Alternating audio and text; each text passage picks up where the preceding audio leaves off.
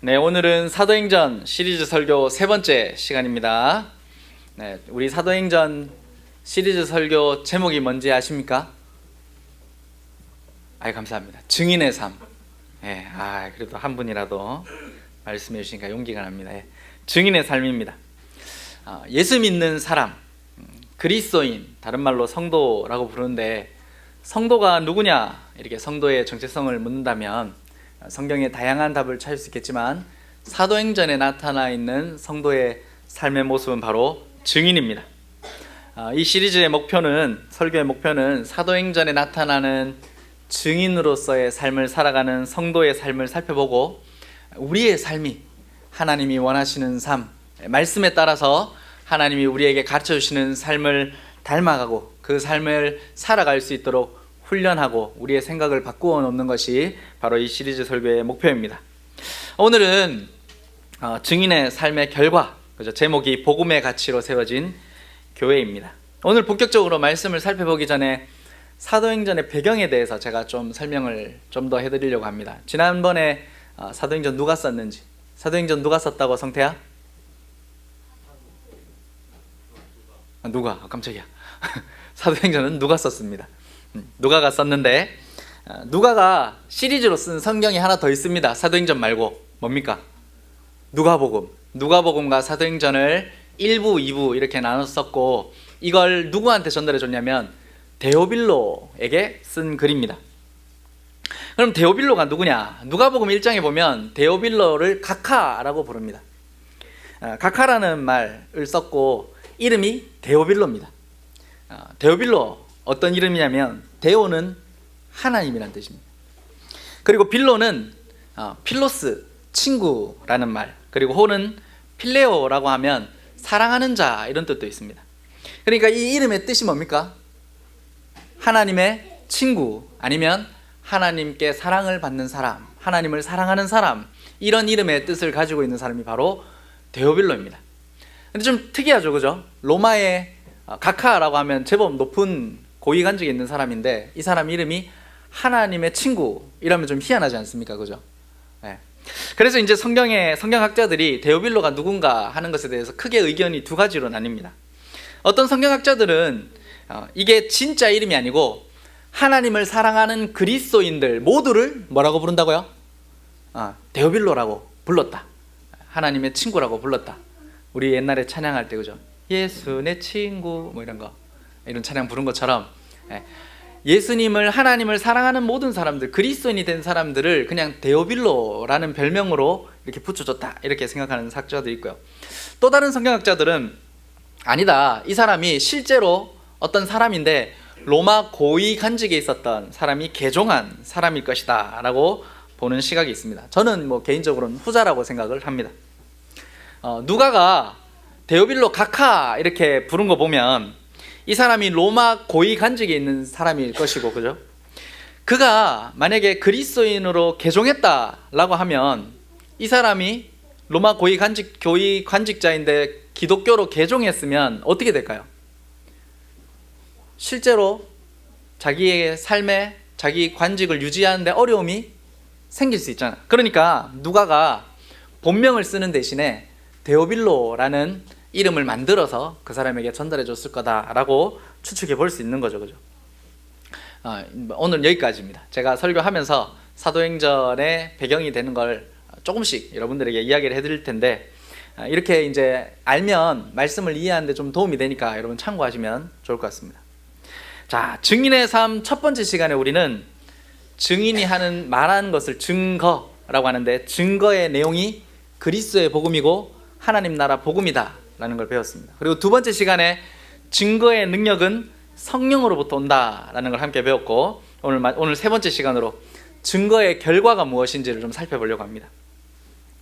여러분, 우리가 교회라고 부르면, 사도행전이 성령께서 어떻게 교회를 세워가셨는가, 그죠? 사도들이 교회를 세웠고 증인들에 의해서 교회가 세워졌는데, 이 교회라고 할 때 이 교회는 사실 이 건물이 아닙니다. 우리가 여기 이렇게 교회라고 할 때 우리가 이곳을 예배당이라고 부르죠, 그죠? 그리고 교회는 그리스도인들이 교회입니다. 우리가 성전이 하나 성령이 거하시는 성전이고, 우리가 교회. 그러니까 여기 있는 여러분 한 명 한 명이 다 교회인가? 여러분들이 모여서 교회가 되는 겁니다. 교회로서 우리가 그리스도의 복음을 전하는 증인의 삶을 착실하게 살았을 때 나타나는 결과가 오늘 말씀에 잘 나와 있습니다. 만약에 우리가 앞으로 교회를 세워가면서 우리에게서 그런 모습이 나타나지 않는다면, 그죠? 오늘 읽었던 말씀의 모습이 나타나지 않으면 우리는 교회를 세워가는 우리의 동기를 다시 한번 살펴야 되고요. 그리고 우리의 죄와 부족을 돌아봐야 됩니다. 하나님과의 관계를 살펴봐야 되고 하나님의 은혜가 우리에게 충만한지를 잘 살펴봐서 그 증거의 결과가 우리 교회에서 풍성하게 나타나게 해야 되는 겁니다. 그런데 이 증거의 결과가 교회에 나타나는 게 쉬운 일은 아닙니다. 우리가 꼭 기억해야 될 게 있는데, 여러분, 오늘 말씀에 보면 증거의 결과가 참 아름답지 않습니까? 그죠? 근데 여러분들이 증거의 결과에만 시선을 두고 있으면 아이러니하게도 원하는 결과를 얻어낼 수가 없다는 겁니다. 여러분, 헬스장에 처음 간 사람이 운동을 많이 한 몸이 좋은 한 사람을 이렇게 봤어요.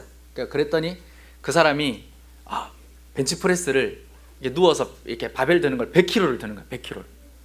100kg를 듭니다. 그리고 이 사람이 생각하는 거야. 저렇게 운동해야 되는구나. 그죠? 그래서 누웠습니다. 처음 간 사람이 누워가지고 100kg를 들면 어떻게 됩니까? 100kg가 들립니까? 그대로 100kg에 깔려가지고 다치는 거예요. 무게라는 결과만 보고, 그 사람이 일궈낸 무게라는 결과만 보고 정작 기본적인 자세와 그리고 근력을 형성하는 과정을 놓쳐버리면 결과를 얻을 수 있습니까? 없습니까? 결과를 얻을 수 없는 거예요. 원했던 몸은커녕 병원에 가야 되죠. 그죠? 다시 운동을 할 수 없게 될지도 모릅니다. 신앙도 같습니다.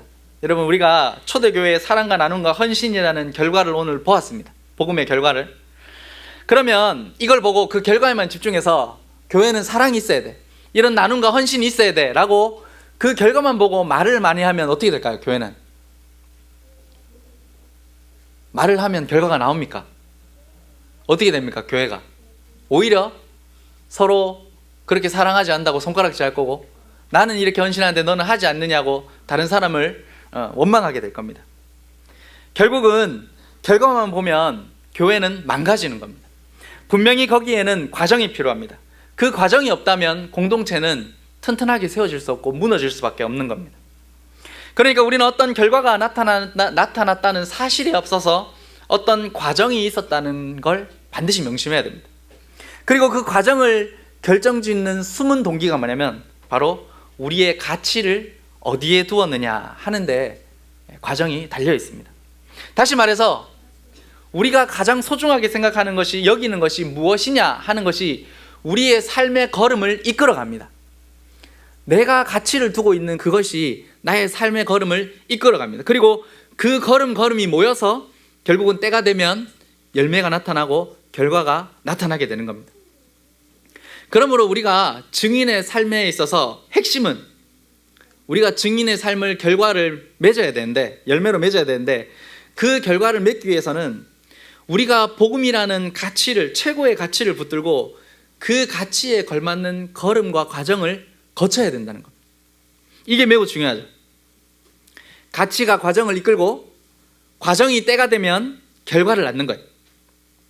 그래서 오늘 설교에서 저는 여러분들에게 초대교회가, 예루살렘 교회가 이루었던 결과에 집중하기보다는 그 과정을 만들어내는 가치에 집중해서 여러분들에게 설교를 하려고 합니다. 그 가치를 우리 마음에 두고 그 과정을 걸으면 결과는 어떻게 되는가요? 자동으로 따라오는 거예요. 자동으로 따라오는 거예요. 가치가 바르게 형성되고 그 가치를 추구하면서 과정을 충실하게 걸으면 교회에는 반드시 오늘 우리가 읽었던 그 결과가 나타나게 되어 있습니다. 그러니까 오늘 우리가 가장 먼저 생각해야 될 건 이겁니다. 우리 교회 안에 증거, 복음을 증거하는 삶을 살았을 때 맺히게 되는 열매가 나타나려면 먼저 우리 가슴에 자리한 가치가 말씀의 가치로 새롭게 재편성돼야 됩니다. 여러분, 그리스도인이 된다는 건 예수님을 믿는다 할 때 예수를 믿는다는 건 우리의 가치관이 바뀌는 겁니다. 이전에 내가 가치 있게 여기던 것이 예수님을 믿고 나면 가치 없어지는 것이 있습니다. 인생에서 의미가 없어지는 것이죠. 그리고 하나님의 말씀에 가치 있다라고 하는 것을 삶에 두고 사는 사람이 바로 그리스도인입니다. 그리스도인이 되었다고 말하면서 가치가 변하지 않는 사람은 그 믿음이 거짓일 수 있습니다. 우리의 가치가 바뀌었다는 걸 여러분 어떻게 알 수 있을까요? 물론 여기 이제 모태신앙인 사람들이 있죠. 어릴 때부터 교회에서 하나님이 말씀이 가르치는 가치에 따라 살았던 사람들은 다이나믹한 변화는 없을 수도 있습니다. 그러나 모태신앙으로 자라면서도 하나님의 은혜를 크게 경험하거나 혹은 예수님 안 믿다가 믿는 사람들은 예수님 믿고 난 뒤에 삶의 가치의 변화가 반드시 생기게 되어 있습니다. 그러면 가치의 변화가 있다는 걸 어떻게 알 수 있을까요? 여러분들이 무엇을 좋아하고 있는지를 보면 내 삶의 가치의 변화가 있는지 없는지를 알 수 있습니다. 여러분들이 그리스도인이 되었다면 그리스도인이 되기 이전에 즐기던 것들이 점점 재미가 없어질 겁니다. 내가 은혜를 받을수록, 내가 말씀에 따라 살아갈수록 예전에 내가 중요하다고 생각하던 것들이 의미가 없다는 걸 깨닫게 되는 것이 가치의 변화입니다. 그리고 이전에는 일상적으로 즐기던 것들이 조금씩 불편해지기 시작합니다. 여러분, 예수님 안 믿는 사람들은 주일은 여행 가기 딱 좋은 날입니다. 맞죠? 토요일 끼워서 주일까지 1박 2일로 가족과 함께 라이프를 즐길 수 있는, 행복한 라이프를 즐길 수 있는, 이전에는 그게 참 좋았고 그렇게 사는 사람들이 참 부러웠는데 예수님 믿고 나니까 주일날 어디 못 가는 거예요. 여행 가려고 하면 걸리는 거예요. 어쩌다가 한번 목사님한테 잘 이야기해가지고 가도 어떻습니까? 마음이 뭔가 찝찝한 거예요. 제가 어릴 때부터 저는 모태신앙으로 쭉 자랐으니까 저는 이제 어릴 때 일과가 주일날 8시 반에 초등부 예배를 드리러 교회로 출발하고 나면 어머니 성가대 연습 마치고 10시에 집에 왔습니다. 저녁 10시에. 그죠? 매일 그거를 어릴 때부터 한 번도 빠짐없이 한 거예요. 제가 중학교 딱 됐는데, 중학생이 됐는데 중학생 한 2학년 때쯤 갑자기 어느 날 교회를 가기 싫은 거예요. 교회를 너무 가기 싫은 거예요. 그래가지고 이제 어머니는 아침에 일찍 봉사해야 되는데 가셨으니까 형 보고도 이제 안 가고 싶으니까 형 보고 뭐랬냐면 제가 어머니한테 가서 내가 아프다고 얘기해달라. 막 형 앞에서 이제 아픈 연기를 해야죠. 안 아프다면 형이 끄집고 가니까 막 아픈 연기를 하는 겁니다. 아픈 연기를 하면서 형 오늘 도저히 머리가 아파가지고 못 가겠다. 형 먼저 가. 이렇게 해서 형을 보냈어요. 그리고 나서 주일 아침을 제가 이제껏 누려보지 못한 가장 행복한 주일 아침, 편안한 주일 아침을 이제 보내게 된 거예요. 그래서 이제 TV 틀어가지고 TV 보고, 주일날 못 보는 거 있잖아요, 맞죠? 진품 명품 이런 거 하고 있는데 가야 된단 말이에요, 교회. 진품 명품 틀어서 보고 막 이러고 있는데 처음엔 좋았어. 그런데 이제 예배 시간이 다가오니까 점점 심장이 막 두근두근 거리기 시작해요. 두근두근 거려. 그래서 이 마음을 이겨내야 내가 쉴 수 있겠다 해가지고 이겨내고 막 재밌는 거 보면서 버텼어. 근데 한 20분 더 버텼어. 예배 시간이 한 20분 지나갔어요. 그런데 마음이 너무 불편한 거예요. 너무 불편한 거예요. 결국 어떻게 됐을까요? 저의 죽었어요. 맞아요. 저의 옛 자아가 이기지 못하고 결국 교회를 갔어요. 교회를 가서 예배들을 드렸던 기억이 있습니다. 이런 거예요, 여러분. 사실 집에 쉬면 좋은 거잖아. 근데 그게 불편한 거예요. 왜? 내 가치가 어떻게 바뀌었어요? 하나님을 예배하고 교회에서 하나님을 예배하고 그곳에서 봉사하고 섬기는 것이 나의 삶의 가치가 나도 모르게 형성이 된 거예요. 모태신앙으로 자라면서. 이전에 익숙하고 재밌는 것이 불편해지기 시작하고 하나님을 예배하고 하나님께 와서 교회에 와서 봉사하는 게 사실은 힘들고 어려운 건데 여기에 더 가치를 두니까 이게 더 즐겁고 자연스럽고 행복하게 된 게 저의 삶이 돼버린 거예요. 이것이 바로 가치가 바뀌었다는 증거입니다. 그러면 그리스도인의 새로운 가치는 어떻게 형성될까요? 그게 바로 하나님의 말씀입니다. 성경입니다. 사람들은 대체로 자기가 많이 접하는 정보에 의해서 가치관이 형성이 됩니다. 그죠? 저희 부모님이, 아버지가 저한테 항상 가르쳐줬던 것 중에 하나가 뭐냐면 인사 잘해야 된다, 인사 잘해야 된다, 인사 잘해야 된다. 저는 진짜 어릴 때부터 동네 모든 사람들에게 다 인사하고 다닌 것 같아요. 그래서 뭐 지금까지 살아오면서 인사 때문에 좋은 점이 참 많았습니다. 많이 들으면 실제로 그런 인격이 가치가 형성이 되는 거예요. 그러니까 우리가 그리스도인이라 말한다면 하나님이 정해주신 가치에 따라서 우리의 가치관이 변화되려면 하나님의 말씀인 성경을 가까이 해야 되는 거예요. 여러분, 우리가 적어도 그리스도인이라고 말하면 유튜브 보는 시간보다 성경 보는 시간이 길어야 되지 않겠습니까? 여러분, 동공이 많이 흔들리시는데 적어도 성경이 아니더라도, 그죠? 성경책 플러스 우리 매달 선정되는 선정 도서 읽고, 그죠? 아침에 큐티하고 하는 시간이 길어야 되죠. 세상에서 나에게 들어오는 정보보다 하나님의 말씀과 하나님과 말씀을 이해하기 위해서 읽는 다른 무언가에 대한 정보들이 나에게 더 많이 들어와야 세상의 가치관보다 하나님의 가치관으로 우리의 가치관이 형성되는 거예요. 우리 성경 한 구절 찾아볼까요? 사도행전 17장 11절입니다.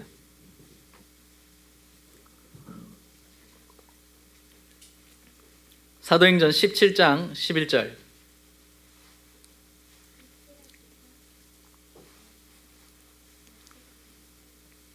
찾으셨습니까? 한번 읽어볼까요? 시작.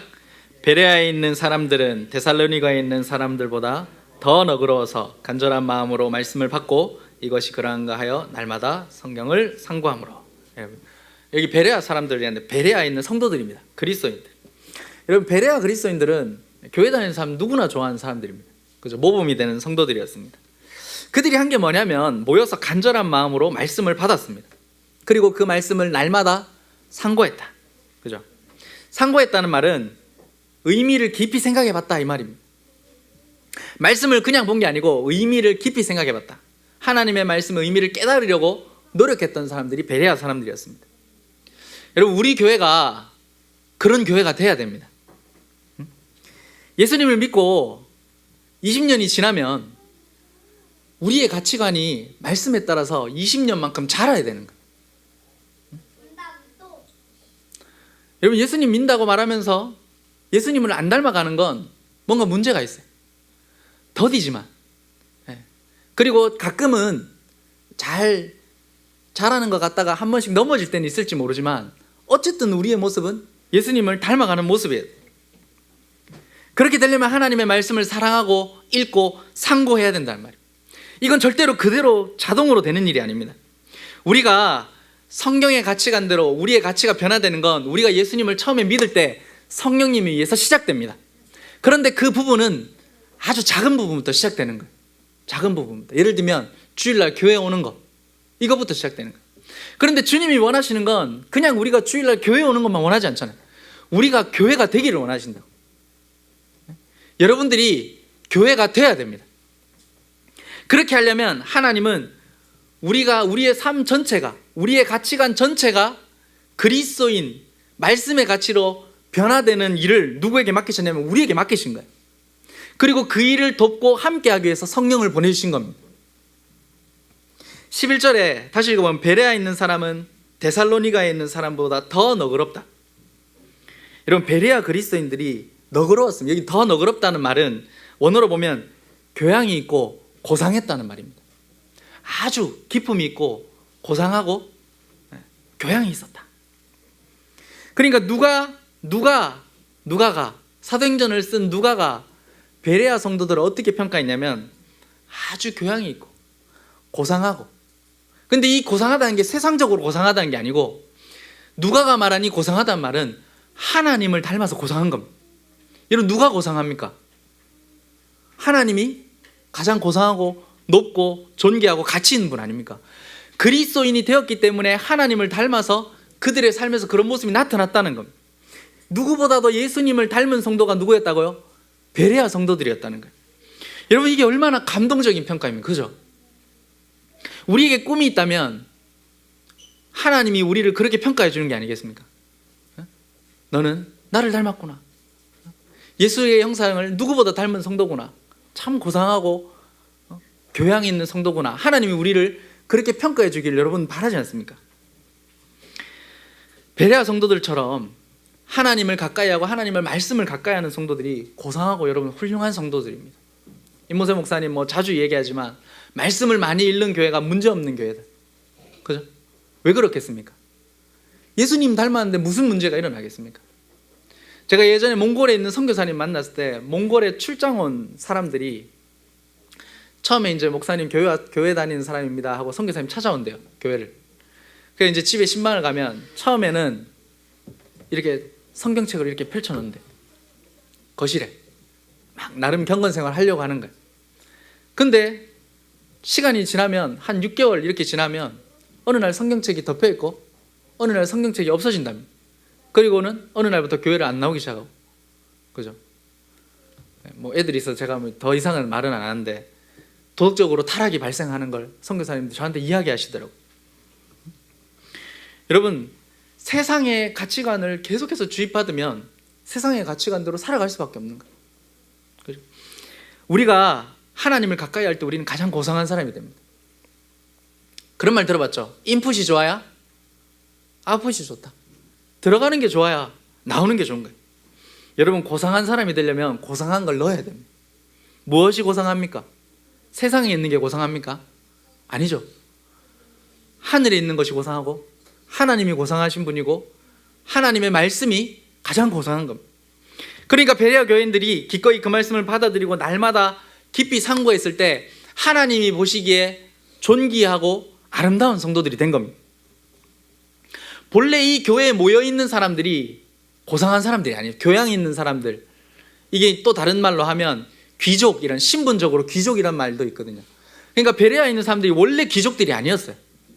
흩어진 그리스도인들은 대부분 신분이 낮았다. 이게 역사학자들의 기록이거든. 그러나 그들이 하나님의 말씀의 가치를 따를 때 도덕적으로 훌륭했고요. 인품은 아름다웠고 겸손했고 예수 그리스도를 닮은 아름다운 사람들이 되어간 겁니다. 여러분 12절에 보면, 이어서 읽어보면 그 중에 믿는 사람이 많고 또 헬라의 기브인과 남자가 적지 아니했다 이렇게 돼 있잖아요. 그죠? 이거 원어로 보면 그러므로 따라서 이런 말이 생략이 되어 있습니다. 한국말로 번역이 잘 안 되어 있는데 그 의미를 좀 더 분명하게 하면요, 베레아 성도들이 날마다 말씀을 받아들이고 고상하여서 날마다 그 말씀을 상고하니까 그러므로 그들이 그렇게 삶으로 믿게 된 사람이 많이 생겼고 그 믿게 된 사람 중에 기브인과 그리스 남자들도 믿게 되었습니다 이 말입니다. 여러분, 베레아 교회는 평범한 사람들이 모였습니다. 그런데 그들이 하나님의 말씀을 읽고 묵상하고 상고하면서 그들의 가치관이 변하고 그들이 그렇게 살아가니까 그들의 모습이 고상하고 훌륭한 사람이 됐다는 거예요. 그러니까 그리스에 있는 기브인들과 그리스의 남자들, 로마 시민권을 가진 사람들까지도 그 모습을 보고 교회로 몰려들었다는 거예요. 여러분, 이게요 당시 로마에서는 있을 수가 없는 일입니다. 왜 그럴까요? 세상 사람들은 어떤 사람들이 모입니까? 세상 사람들은 여러분 끼리끼리 모입니다. 그죠? 돈 많은 사람들끼리 모입니다. 배드민턴 치면 배드민턴 치는 사람들끼리 모여요. 뭔가 공통적으로 나눌 수 있는 것이 있는 사람들끼리 세상은 모이지 않습니까? 그래서 우리 눈에 보이지 않지만 신분제는 폐지됐지만 실제로 사람들은 소득 수준에 따라서 만나는 사람들을 나눕니다. 학벌에 따라서 사람들은 나누어지잖아요. 이게 세상이에요. 그런데 교회는 하나님의 말씀을 가지고 살았더니 이 교회에는 세상 사람, 믿지 않는 세상 사람들까지도 그 신분을 깨뜨리고 교회로 밀려들 정도로 고귀하고 아름다운 모습들이 교회에서 나타났다는 말이에요. 여러분, 보통 새해가 되면 올해는 성경을 열심히 읽겠다, 그죠? 다들 다짐합니다. 올해는 내가 성경을 좀 읽어보리라. 그리고 이런 다짐이 필요합니다, 여러분. 왜냐하면 우리는 작년에 받은 은혜로 사는 게 아니에요. 올해 하나님이 부어주실 은혜가 따로 있는 거예요. 그렇게 다짐을 하고 1월 달을 보내면서 열심히 성경을 읽습니다. 그 다짐이 2월쯤 되면 제가 보니까 2월이 되면 한 50% 탈락합니다. 2월 되면 50% 탈락합니다. 그리고 3월이 지나면 한 80% 탈락하는 거예요. 그리고 4월부터 남은 20%는 계속 달려갑니다. 그죠? 그럼 여러분들은 몇 프로에 속한 것 같습니까? 지금 보시면 이제 5월이죠, 그죠? 한 반 달려왔어요. 네. 달려다가 멈추신 분들 많이 있죠, 그죠? 네. 멈추신 분들은 이제 다시 한번 다짐해야 될 때입니다. 여러분, 하나님 말씀을 읽어야 하나님의 말씀의 가치가 여러분들의 걸음을 이끌어갑니다. 여러분들이 말씀에서 떨어지면 세상의 가치가 어느 순간 여러분도 모르는 사이에 여러분들의 걸음을 이끌어간다는 말이에요. 지금 다시 말씀으로 돌아올 때입니다. 아셨죠? 돌아오세요. 이미 와 있는 분들, 꼭 이렇게 설교할 때도 말씀의 가치를 따라 가는 사람들만 끄덕끄덕해. 안 돌아올 겁니까? 돌아오세요. 아셨죠? 돌아올 것 없이 안 출발하신 분들 있죠? 출발하십시오. 아셨죠? 두 번째로 살펴볼 건, 우리 교회 안에 복음이 맺는 열매가 나타나려면 나눔과 헌신을 가장 귀한 가치로 여기고 실천하는 훈련을 해야 됩니다. 하나님의 말씀은 나누는 것이 가치 있다고 가르칩니다. 헌신이 가치 있다고 성경에서 늘 가르쳐 줍니다. 자기중심적이고 내가 더 많이 가지려고 하고 나를 위해서 남들이 희생해야 되는 건 여러분 성경의 가치가 아닙니다. 그건 어디서 가르치는 겁니까? 세상이 가르치는 거예요. 세상의 가치. 성경의 가치는 나누는 것입니다. 헌신하는 겁니다. 이것을 최고의 가치로 여기고 살아가는 사람들이 그리스도인들입니다. 사도행전 말씀을 보면 반복해서 그리스도인들에게서 나타나는 모습이 뭐냐면 나누는 겁니다. 여러분, 나누기 위해서는 헌신은 반드시 따라오는 겁니다. 내가 가진 것을 나누는데 헌신이 없이 이루어질 수 있습니까? 없습니까? 절대로 없는 거예요. 잠언 11장 24절에서 25절. 흩어 구제하여도 더욱 부하게 되는 일이 있나니 과도히 아껴도 가난하게 될 뿐이니라. 구제를 좋아하는 자는 풍족하여질 것이고 남을 윤택하는 자는 자기도 윤택하여지리라. 이것이 하나님의 말씀이 가르치는 것이고 이것이 하나님의 말씀의 가치입니다. 나누는 자가 풍성하고 나누는 자가 윤택해진다. 여러분, 세상은 반대. 세상의 가치대로 살면 여러분 나눌 수 없습니다. 왠지 아십니까? 노년의 경제적인 자유를 얻어야 되기 때문에. 그럼 어떻게 해야 됩니까? 지금 모을 수 있을 때 최대한 끌어모으는 것이 세상의 가치. 그러나 하나님은 나누고 구제하라고 합니다. 그러면 윤택해질 거라고. 여러분, 여기 믿음의 결단이 필요한 겁니다. 사도행전 2장은 아직 이방 지역에 교회가 세워지기 이전입니다. 베드로가 설교했습니다. 그래서 몇천 명이 회개했습니까? 3천 명이 회개하고 세례를 받은, 이게 예루살렘 교회의 시작이 됐어요. 그런데 당시의 예루살렘 교회에는 굉장히 소외되고 가난한 이웃들이 많았습니다. 사도 바울이 그래서 나중에 이방인 선교를 하면서 이방 지역의 교회가 세워질 때 했던 중요한 일 중에 하나가 뭐냐면, 어머니 교회 같은 예루살렘 교회를 위해서 이제 막 세워진 이방 교회에서 헌금을 받아서 예루살렘 교회에 전달해 주는 게 사도 바울이 했던 중요한 사역 중에 하나입니다. 자기가 못 가면 동역자들을 헌금을 가지고 보냈습니다. 사도행전 읽어보면 이제 앞으로 계속 확인하게 될 겁니다. 왜 예루살렘 교회가 이렇게 도움이 많이 필요했을까? 왜 가난했을까요?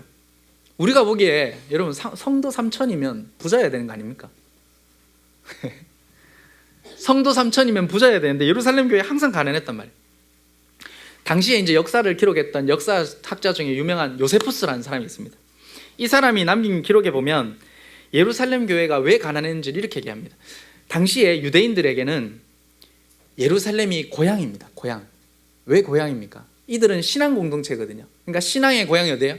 예루살렘이에요. 왜 예루살렘이 신앙의 고향입니까? 거기에 뭐가 있습니까? 성전이 있습니다. 여러분, 우리도 그렇잖아요. 나이가 들면 사람은 어디가 살고 싶습니까? 고향에 가고 싶어요. 자식들 다 키우고 나면 이제 고향에 가서 고향에 있던 친구들 보고 그렇게 살고 싶잖아요. 그죠? 고향에 가고 싶단 말이에요.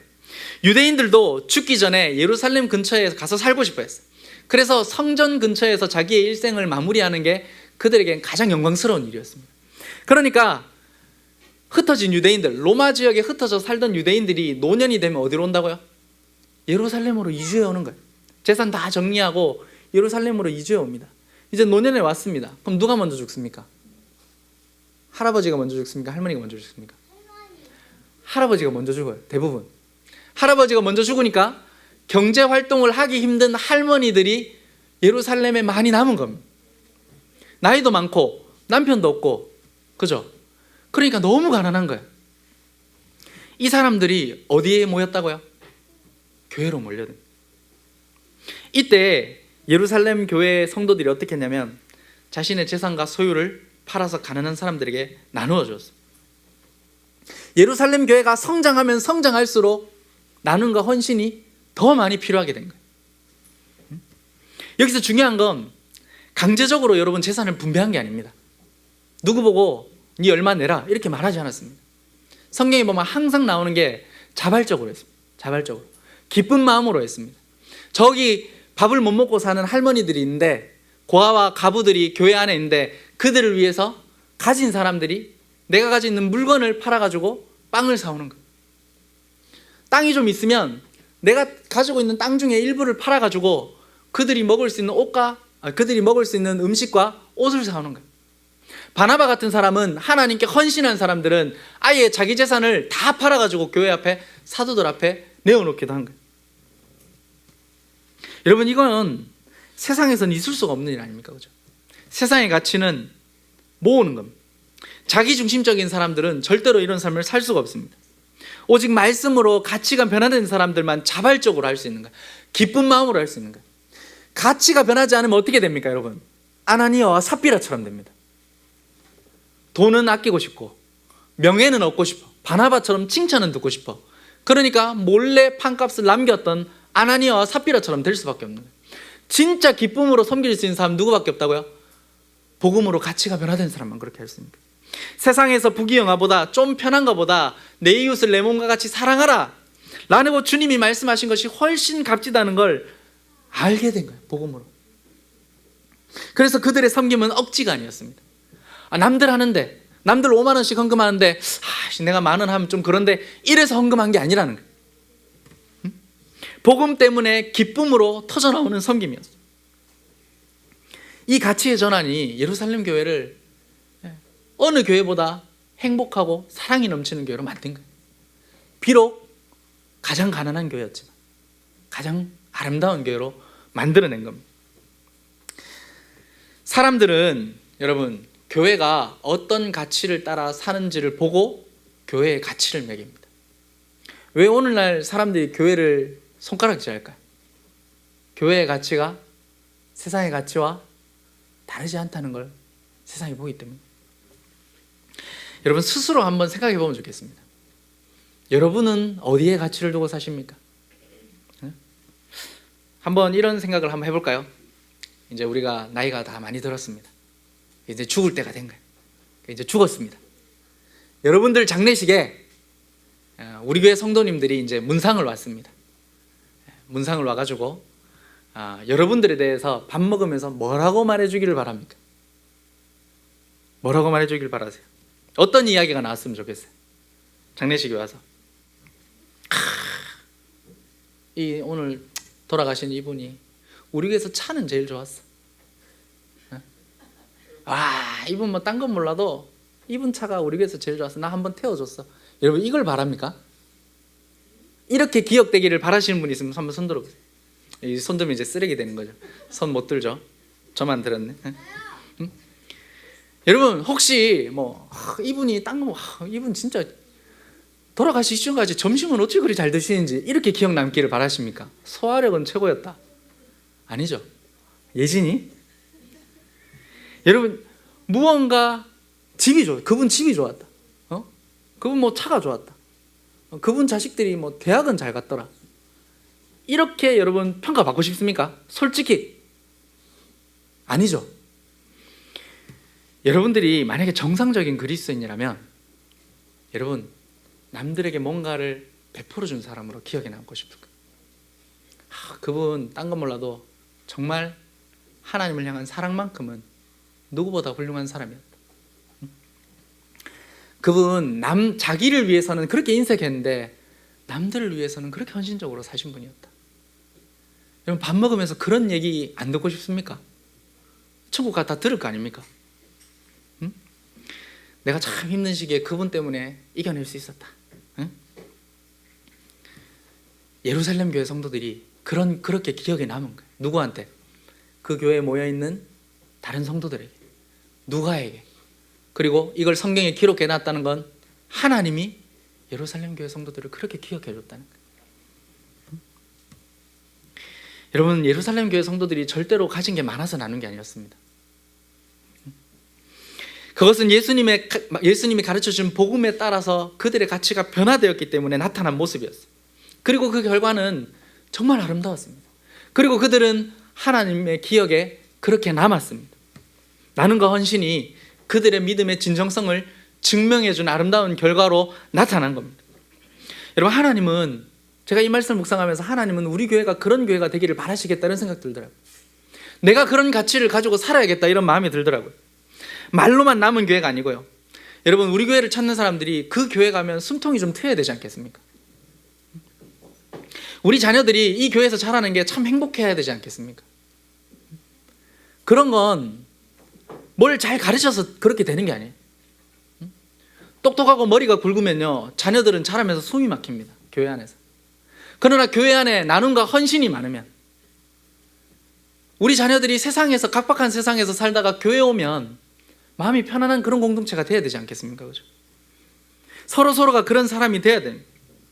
여러분들의 가치가 하나님이 말씀하시는 나눔과 헌신의 가치에 있다면, 그것을 우리가 꾸준히 훈련하고 교회 안에서 그렇게 살려고 노력한다면 하나님이 우리를 그렇게 기억해 주신다.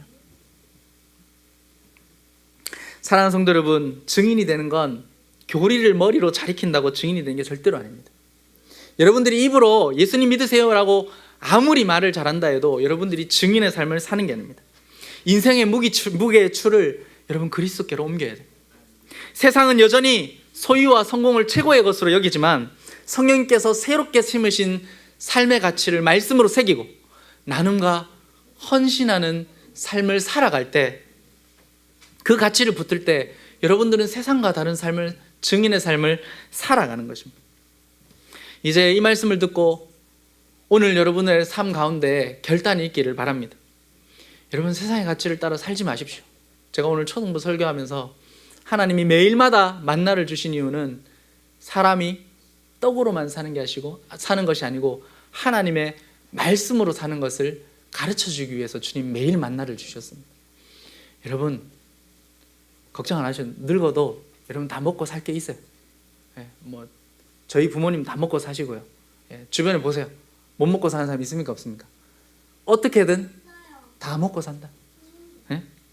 하나님이 먹여주십니다, 여러분. 그러니까 여러분들의 삶의 가치를 하나님의 말씀에 두십시오. 나눔과 헌신은 교회에서 어떤 프로그램 한다고 실천되는 게 아닙니다. 여러분들의 마음에 점검하셔야 돼요. 나는 내 인생의 가장 값진 보물을 무엇으로 두고 살고 있는가? 이 질문에 대한 답이 증인으로서의 삶에 합당하지 않으면 다시 한번 하나님의 말씀으로 여러분들의 삶을 돌아보시길 바랍니다. 나는 하나님의 말씀이 가르치는 것에 가치를 두고 살고 있는가? 이렇게 생각하고 다시 여러분들의 가치를 하나님의 말씀에 두고 우리 교회가 그 말씀의 가치에 따라서 매일마다 한 걸음 한 걸음, 그죠? 과정을 걸어갈 수 있는 교회가 되기를 진심으로 축원합니다.